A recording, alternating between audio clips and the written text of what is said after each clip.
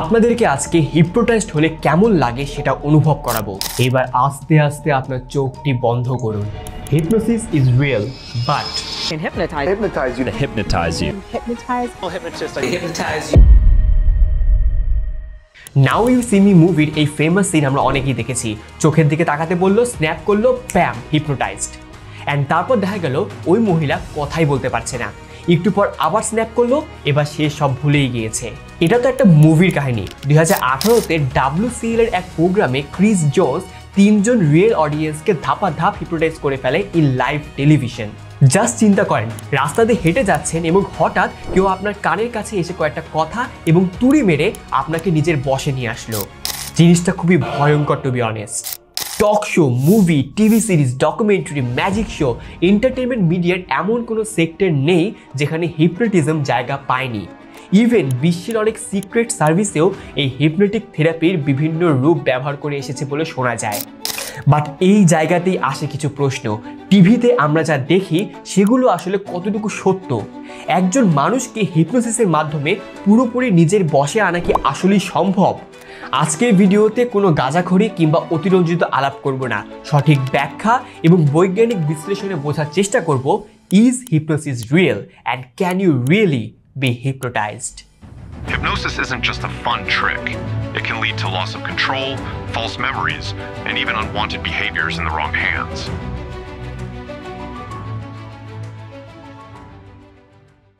শুরুতে আপনাদেরকে একটু হিপনোসিসে ফিল দেওয়ার চেষ্টা করি। আপনি চাইলে এই পার্টটুকু স্কিপও করতে পারেন, বাট তার আগে আমার চ্যানেলটি সাবস্ক্রাইব করে ফেলুন, কারণ না করে থাকলে আপনাদেরকে সত্যি সত্যি হিপনোটাইজ করে আমি যা ইচ্ছা তাই করিয়ে ফেলবো। Just kidding, or am I? একটু হিপনোটাইজ করে দেখি কেমন লাগে। So let's start.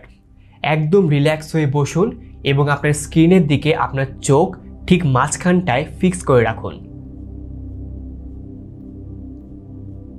আপনার চোখ আস্তে আস্তে ঝাপসা হয়ে আসছে এবং আপনার চোখ খুবই ধীরে ধীরে বন্ধ করুন। ধীরে ধীরে নিঃশ্বাস নিন এবং ছাড়ুন। নিজেকে একটা রিল্যাক্সিং স্টেটে নিয়ে যান। এবার নিজেকে এক সমুদ্রের ধারে চিন্তা করুন। পানি এসে ঠেকছে আপনার পায়ে এবং অনুভব করুন মিষ্টি রোদ এবং হালকা বাতাস। সমুদ্রের গর্জনও আপনি শুনতে পাচ্ছেন। এবার আপনাকে আমি একটি লেবুর শরবত দিলাম। আপনি গ্লাসটা হাতে নিন এবং কয়েক টুকরো বরফ ঢালুন সেখানে। এবার আস্তে আস্তে লেবুর শরবতটি পান করুন। আপনার সকল দুশ্চিন্তা যেন ধুয়ে যাচ্ছে। আপনার চোখ ভার হয়ে এসেছে, যেন চোখের পাপড়িগুলো আপনার চোখের সাথে মিশে যাচ্ছে। আপনি চোখ যতই খোলার চেষ্টা করছেন, কেন জানি মনে হচ্ছে চোখ বন্ধ হয়ে আসছে। আপনি চেষ্টা করছেন কিন্তু বন্ধ হয়ে আসছে, চেষ্টা করছেন কিন্তু বন্ধ হয়ে আসছে। আপনি চোখ খুলতেই পারছেন না। এবার আপনি সত্যি সত্যি চোখ খোলার চেষ্টা করুন।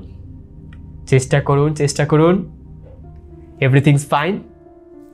সো আপনি এখন কেমন বোধ করছেন? ঠিকভাবে ইনস্ট্রাকশনগুলো ফলো করে থাকলে হাই চান্সেস আপনার চোখগুলো ভার হয়ে এসছে। অনেকের ক্ষেত্রে চোখ খুলতে কষ্ট হয়েছে। সবার উপরে যে সেম এফেক্ট পড়বে এমন নয়। আপনার সাথে কি হয়েছে সেটা কমেন্ট সেকশনে জানান। আপনি কি খুব ইজিলি খুলতে পেরেছেন নাকি আপনার খুলতে কষ্ট হচ্ছিল? এবং বিশ্বাস করেন, আপনার কমেন্টের উপর বেসিস করে বোঝা যাবে যে আপনাকে হিপনোটাইজ করা কতটুকু সহজ। তো আমি এখানে যেটা করলাম, এইটা থেরাপিউটিক হিপনোসিসের একদম ইনিশিয়াল একটি পার্ট। একজন প্রফেশনাল অবশ্যই এর থেকে ভালোভাবে এটা করতে পারবে। সো এই হিপনোসিস জিনিসটা আসলে কি? ওয়েল, বেসিক্যালি এটা একটা সাইকোলজিক্যাল প্রসিডিওর যেটা আপনার কনসেন্ট্রেশন বাড়ানোর মাধ্যমে আপনাকে খুবই রিল্যাক্সিং একটা স্টেটে নিয়ে যাবে। আপনার ফোকাস শুধু একটা জিনিসই ধাবিত হবে এবং বাকি সব কিছু আপনার অ্যাটেনশনের বাইরে চলে যাবে। কোনো স্পেসিফিক আচরণ বা মেমোরি ট্রিগার করতে বা চেঞ্জ করতে এই হিপনোসিস মেডিকেল সেক্টরে ইউজ করা হয়। যেই প্রফেশনাল আপনাকে এই স্টেটে নিয়ে যেতে সাহায্য করবে তাকে আমরা হিপনোটিস্ট বা হিপনোথেরাপিস্ট বলি। So yes, hypnosis is real, কিন্তু এখানে কিছু কাহিনী আছে যেগুলো ভিডিওর সামনের অংশে ক্লিয়ার হবে। আমি কি হিপনোটাইজ করে আমার ক্রাশকে পড়াতে পারবো? আমি হিপনোটাইজ করে সবাইকে সত্যের পথে নিয়ে আসবো। আমার হিপনোটাইজ করে পড়তে বসা ভাই, প্লিজ। আমরা প্রত্যেকে কিন্তু কোনো না কোনো সময় নিজেরাই নিজেদেরকে হিপনোটাইজ করেছি, যেটাকে বলা হয় self induced hypnosis. Yes, sounds unbelievable, but that is true. এমন কোনো সিচুয়েশন কি ফেস করেছেন যেখানে আপনি একটা কথা শুনতে শুনতে একদম জোনড আউট হয়ে গিয়েছেন, বা কাউকে দেখে বা শুনে আপনার কাছে মনে হয়েছে যে আপনার আশেপাশে আর কিছু নেই, পুরো ফোকাস জাস্ট ওই জায়গাতেই? যদি এরকম ফেস করে থাকেন তার মানে ওই টাইমটাতে আপনি হিপনোটিক সিচুয়েশনে ছিলেন। স্ট্যানফোর্ড ইউনিভার্সিটি সাইকিয়াট্রিস্ট অ্যান্ড এই ফিল্ডের one of the lead researchers doctor David স্পিগেলের ভাষায়, hypnosis creates a non-judgmental immersive experience.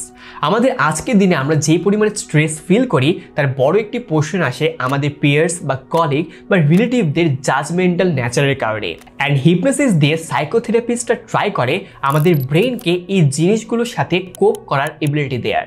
100% যে কাজ করে এরকম না, বাট এই ফিল্ডে রেগুলার কিছু না কিছু ইনোভেশন হচ্ছেই। 1843 সালে Scottish surgeon doctor James Braid hypnosis ওয়ার্ডটাকে পপুলারাইজ করেন। তিনি প্রথম যিনি এই হিপনোসিস জিনিসটাকে মেডিকেল ফিল্ডে ব্যবহার এবং এটার মেকানিজম নিয়ে ঘাটাঘাটি শুরু করেন। তার আগ পর্যন্ত এই জিনিসটা ছিল জাস্ট একটা ম্যাজিক ট্রিকের মতো। আজকের দিনে আপনি যদি কাউকে হিপনোটাইজ করতে চান, টেকনিক্যালি আপনার একটা প্রফেশনাল সার্টিফিকেট লাগবে। যারা মেডিকেলি অথবা ইথিক্যালি এই কাজ করে তারা সবার আগে আপনার কনসেন্ট নেবে যে আপনি হিপনোটাইজড হতে চান কিনা। এরপর আপনাকে মেজার করা হবে সাজেস্টিবিলিটি স্কেলে, অর্থাৎ আপনি কত ইজিলি হিপনোটাইজড হতে পারেন। এই জিনিসটা বোঝা অনেক অনেক ইম্পর্টেন্ট। সবাই কিন্তু ইকুয়ালি হিপনোসিসে রেসপন্সিভ না। কিছুক্ষণ আগে আমি যে ডেমোটা দেখালাম সেখানে অনেকেরই লাস্টে চোখ খুলতে কষ্ট হয়েছে, আবার অনেকেই খুব ইজিলি করে ফেলেছে। যাদের কষ্ট হয়েছে তাদেরকে খুব ইজিলি হিপনোটাইজ করা কিন্তু পসিবল। আপনার রেজাল্ট কমেন্ট সেকশনে জানিয়েছেন তো? এখন স্টেজে যেই রিয়েল হিপনোসিসগুলো দেখানো হয় সেখানে তাদেরকেই চুজ করা হয় যারা ইজিলি হিপনোটাইজেবল। সেই জন্য মেইন শোয়ের আগে একজন হিপনোটিস্ট তার অডিয়েন্সদের সাথে কিছু সময় কাটিয়ে নেয় কিছু জিনিস বোঝার জন্য, যেটা মূলত বিহাইন্ড দ্য সিন হয়। Yeah. You've got a chance already to chat with our audience and see who you can hypnotize, right? Right. Okay, so why don't you go to work? The people who could not open their eyes, I'm going to suggest that you come up on the stage for the next part of our experiment. একজন professional আপনার ফোকাসকে একটা জায়গাতে concentrate করার চেষ্টা করবে, কোনো সময় কোনো পিকচার বা পেন্ডুলাম ব্যবহার করে। এরপর আপনাকে এমন একটা কিছু চিন্তা করতে বলবে যেটা আপনাকে কমফোর্ট দেয়, যেমন ধরেন সমুদ্রের পাশে বসে থাকা। এরপর আস্তে আস্তে আপনার সারাউন্ডিংয়ে কি হচ্ছে সেটা উপর থেকে আপনার খেয়াল উঠে যাবে, and that is the first layer of hypnotism. এই সময়টায় আপনি একটি ট্রান্স স্টেটে চলে যাবেন অ্যান্ড আপনার ব্রেন অনেক নতুন সাজেশন নেওয়া শুরু করবে। ADHD পেশেন্টদের ক্ষেত্রে ডাক্তাররা এটা করে কারণ তারা নর্মাল সিচুয়েশনে একটা সিঙ্গেল জিনিসের উপরে ফোকাস করতে পারে না। এই স্টেজটাতেই প্রফেশনাল হিপনোটিস্টরা তাদের প্রেসক্রিপশন দেওয়া শুরু করে। এই কাজটা কিন্তু আপনারা যারা মেডিটেট করেন বা ধ্যান করেন তারা ভালোভাবে রিলেট করতে পারবেন। মেডিটেশনের সময়ও আমরা কাইন্ড অফ একটা ট্রান্স স্টেটেই চলে যাই, অ্যান্ড সেটা আমাদের মাইন্ড ক্লিয়ার রাখতে অনেক সাহায্য করে। বাট এই হিপনোসিসের সময় আমাদের ব্রেইনে আসলে কি হয়? সো ব্রেন ইমেজিং স্টাডি করে দেখা যায় যে এই টাইমে আমাদের prefrontal cortex, parietal networks and anterior cingulate কর্টেক্সের হায়ার অ্যাক্টিভিটি শো করে। এই প্রিফ্রন্টাল কর্টেক্স হলো আমাদের ডিসিশন মেকিং সেন্টার। কিভাবে প্রবলেম সলভ করব, impulse control, learning, emotion process করা, মেমোরি অ্যান্ড পারসেপশন, এই জিনিসগুলো ব্রেনের এই পার্ট দেখে। প্লাস হিপনোসিসের সময় আমাদের অন্যান্য যে ব্রেন পার্টগুলো হার্ট রেট, ব্রিদিং এসব কন্ট্রোল করে তারাও বেটার পারফরমেন্স দেখায়। এইসব কন্ডিশনের কারণে এই সময়টায় আমাদের ব্রেন অ্যাকচুয়ালি তার সাবকনশিয়াস পার্টে অ্যাক্সেস করতে পারে। স্ট্যানফোর্ডের রিসার্চাররা 57টি হিপনোটাইজ ব্রেনের উপর রিসার্চ করে 3টি মেইন ফ্যাক্টর খুঁজে পায়। প্রথমটি হচ্ছে ডর্সাল অ্যান্টেরিয়র সিঙ্গুলেট পার্টের অ্যাক্টিভিটি কমে যায়। এই পার্টটা আমাদের মাল্টিটাস্কিং ক্যাপাবিলিটির সাথে যুক্ত। তার মানে হিপনোসিসের টাইমে ব্রেন কোনো মাল্টিটাস্ক করে না, একটা জিনিসেই ফোকাস দেয়। সেকেন্ডলি, এই সময় আমাদের ডর্সোল্যাটারাল প্রিফ্রন্টাল কর্টেক্স আর ইনসুলা এরিয়ার নিউরাল কানেকশন বৃদ্ধি পায়। ইনসুলা এরিয়া আমাদের সেলফ অ্যাওয়ারনেসের সাথে কানেক্টেড, আর ডর্সোল্যাটারাল হচ্ছে বডি অ্যাক্টিভিটির সাথে। মানে এই টাইমটায় আমাদের ব্রেন আর বডি একই সাথে ফাংশন শুরু করে। এটা কাজে আসে ট্রমা ম্যানেজমেন্টে। থার্ডলি, আমাদের ডরসোল্যাটারাল প্রিফ্রন্টাল কর্টেক্স আর ডিফল্ট মোড নেটওয়ার্কের কানেকশন কমে আসে। ডিফল্ট মোড নেটওয়ার্ক আমাদের মাসেল মেমোরির জন্য কাজ করে। তার মানে হচ্ছে হিপনোসিসের টাইমে আমাদের মাসেল মেমোরি ট্রিগার করে না, যে কারণে নতুন কোনো ইনস্ট্রাকশন বা সাজেশন আমরা ইজিলি অ্যাকসেপ্ট করতে পারি। এতটুকু শুনে আমাদের মনে হতে পারে যে ভাই দিস ইজ রিস্কি, কেউ যদি আমাকে হিপনোটাইজ করে ফেলে তাহলে তো আমাকে আজে বাজে সাজেশন দিয়ে যা ইচ্ছা তাই করাতে পারবে। এইখানে হিপনোসিস নিয়ে কিছু মিসকনসেপশন ভাঙার প্রয়োজন আছে। আপনি যদি নিজে থেকে না চান হিপনোটাইজড হতে, আপনাকে যে কেউ এসে হুট করে হিপনোটাইজ করতে পারবে না। আপনাকে আপনার হিপনোটিস্টের উপর ভরসা রেখে কাইন্ড অফ গিভ ইন করতে হবে। যেমন ধরেন ম্যাসাজ নিতে আমাদের অনেকেরই ভালো লাগে, এইখানে আপনি কিন্তু আপনার ম্যাসাজারের উপর ভরসা করে নিজের বডি ছেড়ে দেন। এখন আপনি যদি রেজিস্ট করা শুরু করেন তাহলে কিন্তু সেই ম্যাসাজার আপনাকে জোর করে আরাম দিতে পারবে না, ম্যাসাজের কোনো এফেক্টও পড়বে না আপনার উপর। হিপনোসিসের ক্ষেত্রে ব্যাপারটা অনেকটা এরকমই। শুরুতে আমি যেটা ট্রাই করলাম, আপনি যদি চাইতেন যে আপনি এটার সাথে সংযুক্ত হবেন না, তাহলে আমার কিন্তু কোনো উপায় ছিল না আপনাকে হিপনোটাইজ করার। আবার হিপনোসিসের সময় যেই ট্রান্স স্টেটের কথা বলা হচ্ছে, এই সময় সাবজেক্ট কিন্তু তার আশপাশ সম্পর্কে একেবারে আনঅ্যাওয়্যার হয়ে যায় না। সে খুব ভালোভাবে বুঝতে পারে তার আশেপাশে কি হচ্ছে এবং তাকে দিয়ে কি করানো হচ্ছে।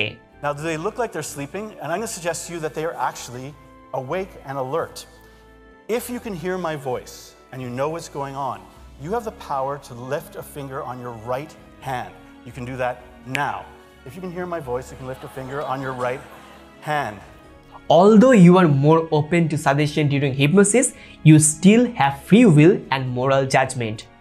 অর্থাৎ সোজা বাংলায়, হিপনোটাইজ করে আপনাকে দিয়ে যা ইচ্ছা তাই করানো বা বলানো সম্ভব না। কিন্তু হিপনোসিসের কিছু ডার্ক সাইডও আমাদের জেনে রাখা দরকার। ফার্স্টলি, হিপনোসিস একটা artificial way of accessing rapid eye movement stage. ঘন ঘন এটার ইউজ আমাদের বডির ন্যাচারাল ক্লককে ইম্প্যাক্ট করতে পারে, অ্যান্ড সেটা ভালো কিছু না। সেকেন্ডলি, হিপনোসিসের সাইড এফেক্ট আছে।